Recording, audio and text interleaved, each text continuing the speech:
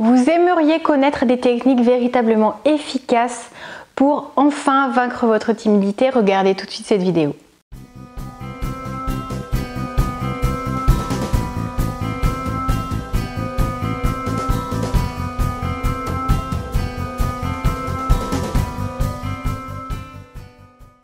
Bonjour à tous, je m'appelle Valérie Sauvage et je suis coach de vie.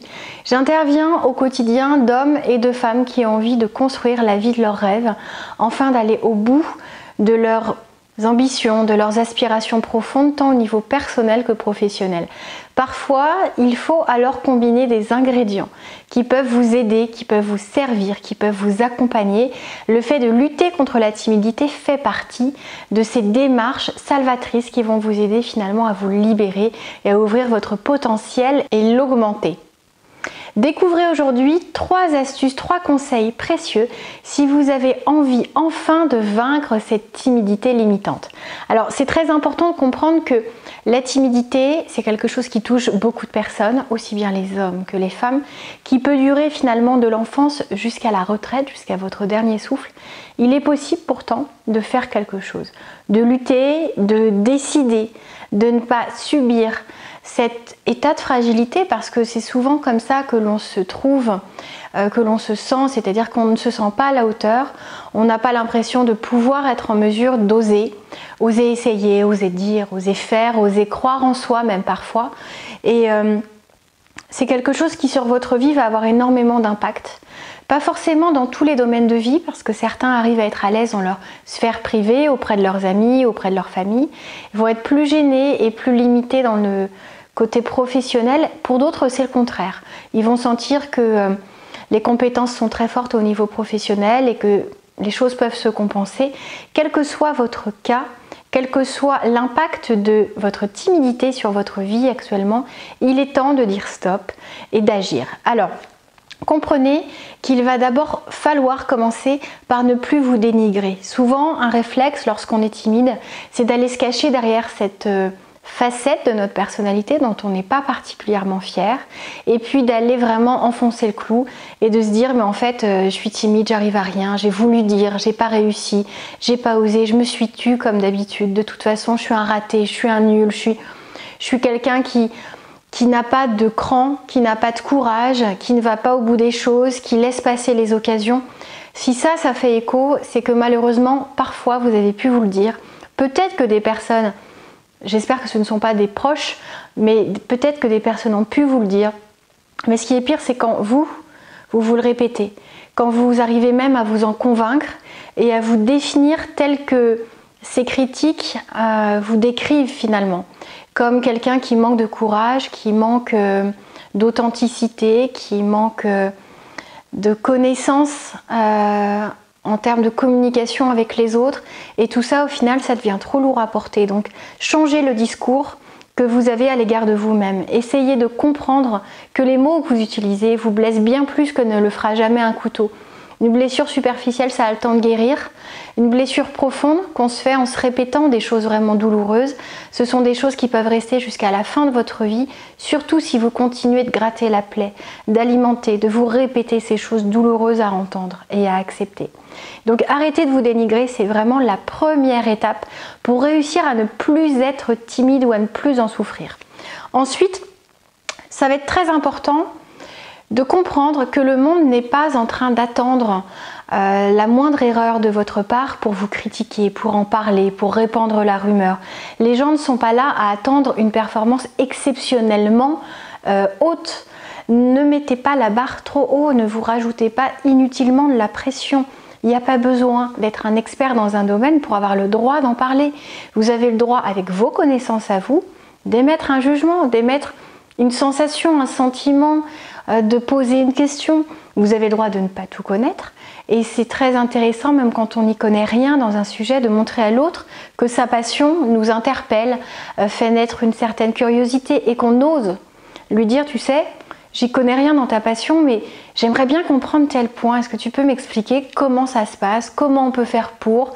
Vous voyez que même en termes d'interaction, ça a beaucoup plus d'impact positif d'oser dire j'y connais pas grand chose, mais j'ai envie d'apprendre, je suis curieux, je suis curieuse, je me tourne finalement vers reconnaissance, avec avidité, et ça plaît aux autres de se sentir justement avec les gens centrés sur leur passion, sur leur connaissance.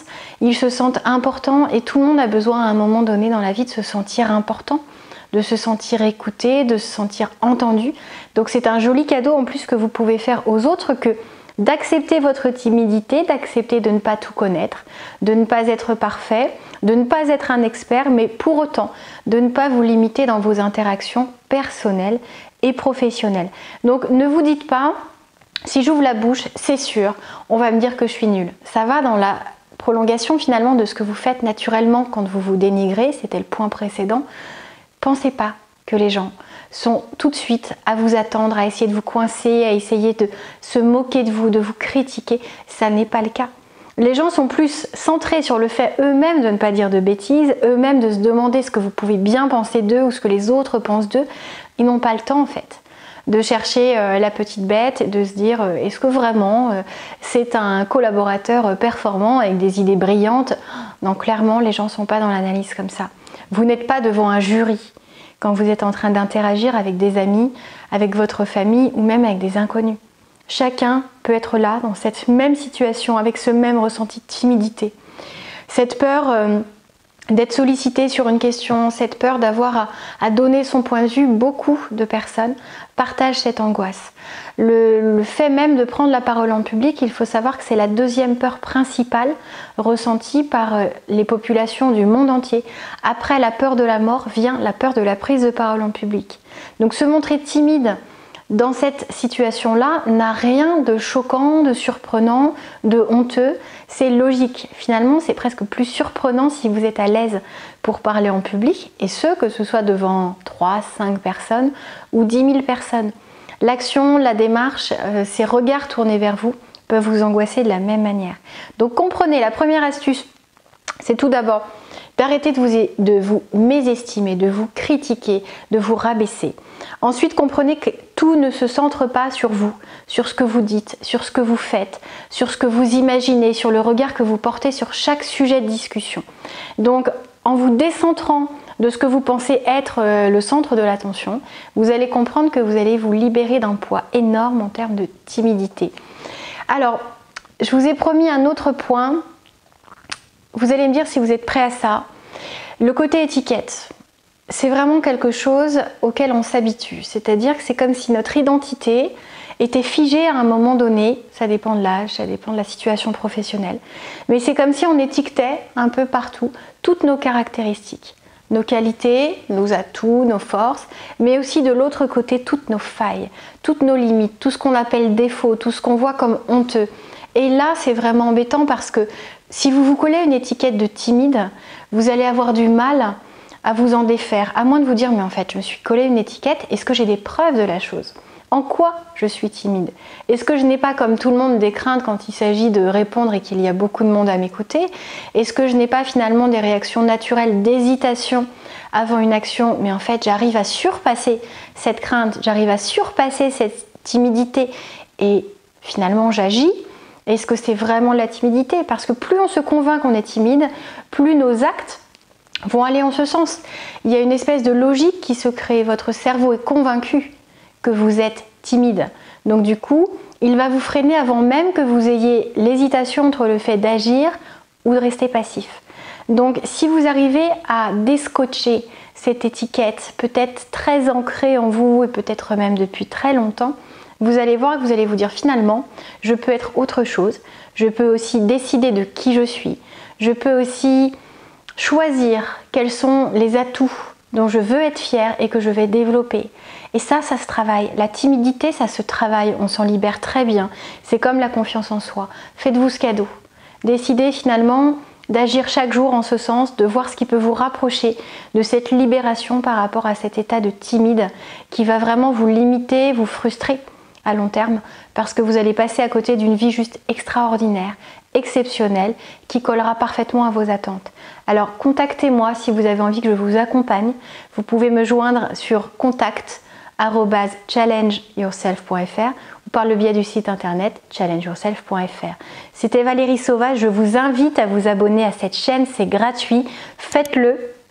Vous bénéficierez d'énormément de conseils, vous aurez de l'énergie à revendre, cette source de motivation et d'enthousiasme dont vous pouvez avoir besoin chaque jour, venez la prendre, servez-vous, c'est pour vous, je vous l'offre de tout cœur avec grand plaisir et j'espère vraiment augmenter cette interaction qui commence à prendre. Je reçois des questions, je reçois des commentaires, j'ai envie de vous offrir des vidéos qui vont vraiment correspondre à vos besoins.